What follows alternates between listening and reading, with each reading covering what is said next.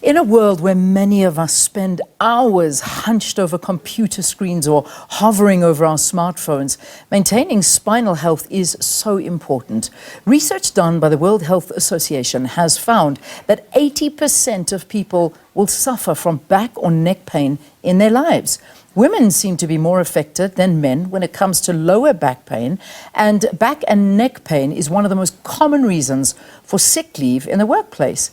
An estimated 1 billion people around the world suffer from back pain, and to share techniques to strengthen the spine and improve spinal well-being, we are joined in studio by spine surgeon Dr Lusanda Bomela. What a pleasure to have you. Welcome.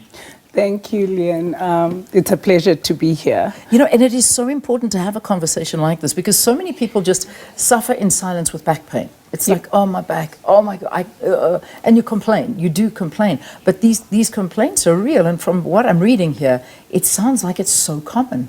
It actually is. Those numbers are global numbers. Actually, the actual number from the WHO from 2022 on spine and spine problems was 540 million people in their lifetime actually suffer from back pain or neck pain. But the prevalent one is usually back pain. Yeah. And that is because you use your spine to mobilize. You use your spine to bend, to do all kinds of activities, including sitting. So most of the spine gives you structure, and it gives you form, and it gives you stability. And if you use it incorrectly, it's very easy to disturb the biomechanics of it. Yeah. And I mean, if we talk about back pain, because particularly, as you say, the most common is that lower back pain and the base of your back. Is it something that we should start controlling from a very early age? Because it almost sounds like, you know, it's like an inevitability that we're going to have problems with it if we don't look after ourselves. It is true that this is why it is important to take care of your spine health, and why we have the World Spine Day, to make people aware. There is that inevitability, but people are not the same. The degree of being affected is also different to someone who might have a pathology that then gives them back pain. So most people, 80% to 85%, actually have mechanical back pain, and that has to do with the muscles, the ligaments, the biomechanics, and what you actually do. So it is important doing things like exercise.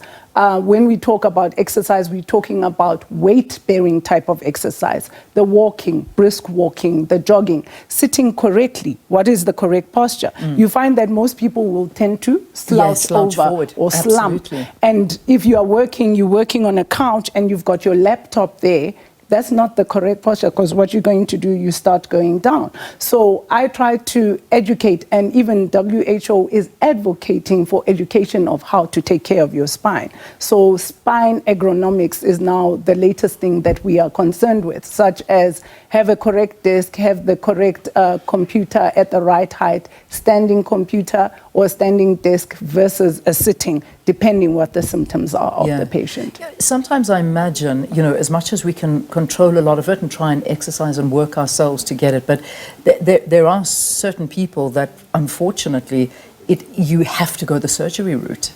How often or common is that, do you find, in patients? I find that it's usually with patients who've waited long. As you said, that whole, oh, I just have back pain. Because when you actually talk to them, the person will be like, it's been 3 years, it's been 5 years, it's been 10 years. Usually the ones who present early, we would say plus minus a few months to 6 months, if you correct the biomechanics, patients do get better. In my hands, I've got plus minus 70, 80%. That's if you're not finding any pathology and you do things like physio, Pilates, yoga, biokinetics, that helps. But the chronicity of it, and if there's actually pathology like arthritis, and it's severe arthritis, we do then tend to go towards surgery. But I always try to be conservative as possible. Try all these other modalities. If we fail, obviously there are indicators of patients who need surgery straight away, then we operate.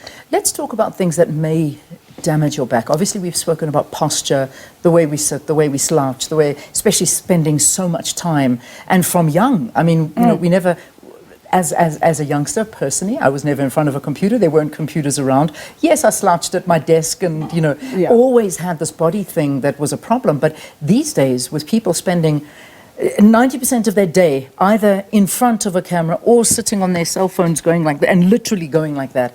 These things are damaging, and we know this, and we need to rectify that. However, certain exercising as well, hard weights, picking these things up, doing this CrossFit training, or running a lot, or, you know, rugby, these kind of sports. Are there things we should sort of watch out for that may very much so add to the damage of our spine? You're actually right with that. The posture when you do those exercises is important, like the heavy weights, where you are supposed to bend your knees, bend your hips, make sure your feet are far apart. Modified type of squats, when you pick up something heavy, when you do your weights, when you do repetition, that's important. The running, what is important, wearing the right shoe, making sure that you know, even if you're going through a rugged terrain, your posture is in the right form.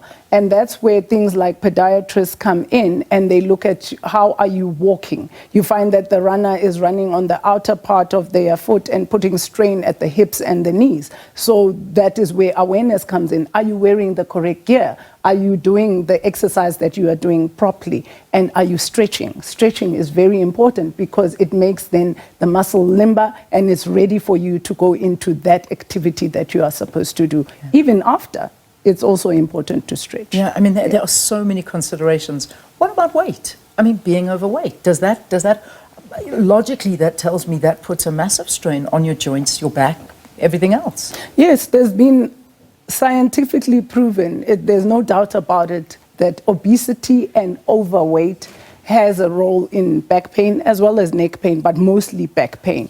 And that is because you are changing the biomechanics of your back.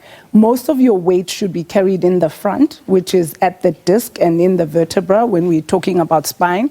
And then when the patient is obese, you put more stress at the facets, which are the joints that allow you to bend. So the minute you change that biomechanics, that affects the actual function of the spine. That's why obese patients will complain more of back pain. So if you lose weight, we've calculated this, 10% to 15% of your body weight minimum, it has an effect on your spine, your hips, and the knees. And that's just based on science. Amazing. Yeah. Okay, so let's talk about getting checked up, because obviously if you're suffering from back pain, and as you say, the longer you leave it, the worse it gets. But, you know, for somebody that isn't necessarily having pain and they're just carrying on day to day, you know, you always say you should go for your checkups, you should have a look.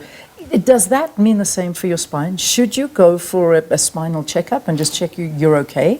I actually always tell patients that at least plus minus 6 weeks of back pain, that can be considered just mechanical and nothing serious to worry about. So we call that acute back pain. You could have slept incorrectly or driven for a long time. It is usually muscular and ligamentous.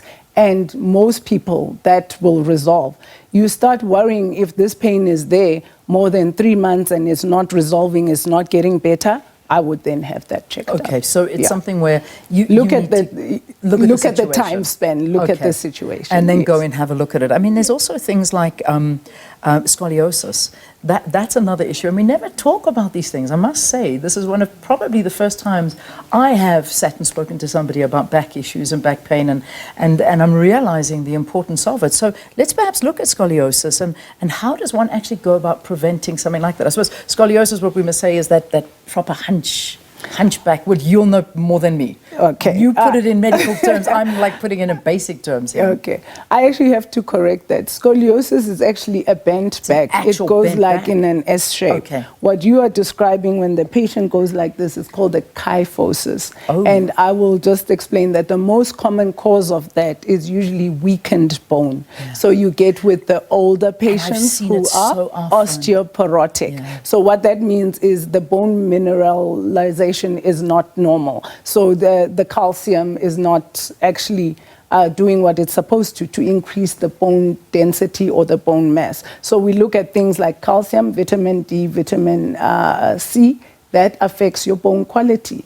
And those patients, it's what you call a crumbling spine. So slowly they start getting fractures. The person will say, but doc, all I did was turn in my bed and then I had pain. And then you do the x-ray they've broken their spine, Wow. where a normal patient will not do that. So it is common in females after menopause. So that's why you must take your calcium, your vitamin C, sit in the sun, 15, 20 minutes with sunblock at least 3 times a week. That makes a difference, that vitamin D. In men, it occurs later. We're talking about the 60, 65. So men can get it's not menopause per se, it's post-hormonal that the testosterone goes down. Yeah. The minute the testosterone goes down, the calcium also gets affected. So calcium is very important. Amazing when we tell advice. children, drink your glass of milk a day, it actually should apply to adults. It's an investment in your bones in the future. It really and I is. love this advice you're giving. We really need to make sure we take those supplements to strengthen the bones, because that's inevitable. I mean, when you start seeing, and it hurts.